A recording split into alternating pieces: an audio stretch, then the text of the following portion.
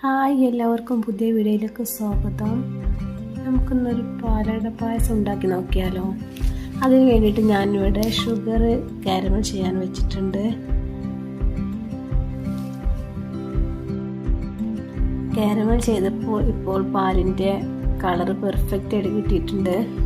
500 ml 2 packet പാലൊഴിച്ചിട്ടാണ് ഞാൻ പായസം ഉണ്ടാക്കുന്നത് കേട്ടോ. പിന്നെ എനിക്ക് പാലട മിക്സ്, സൂപ്പർനോവൻ്റെ പാലട മിക്സ് ആണ്. ഇതാവുമ്പോൾ പിന്നെ നമുക്ക് എളുപ്പമാണ് ഇത് ഒഴിച്ചു കൊടുത്താൽ. അണ്ടിപ്പരിപ്പ് മുന്തിരി ഒക്കെ ഇതിൽ തന്നെ ഉണ്ടാവും. പിന്നെ വറവിടേണ്ട ആവശ്യമില്ല. ലാസ്റ്റ് കുറച്ച് നെയ്യ് ഒഴിച്ചു കൊടുത്താൽ മതി.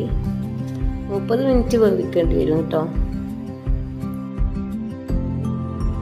പിന്നെ കുറച്ച് ഉപ്പ് ഇട്ടു, പിന്നെ നെയ്യ് ഒഴിച്ചു. ഇപ്പോഴത്തെ നമ്മളെ പാലട പായസം ഇവിടെ റെഡിയായി വന്നിട്ടുണ്ട്.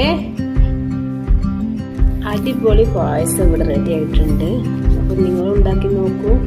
അടിപൊളി ടേസ്റ്റാണ് കേട്ടോ.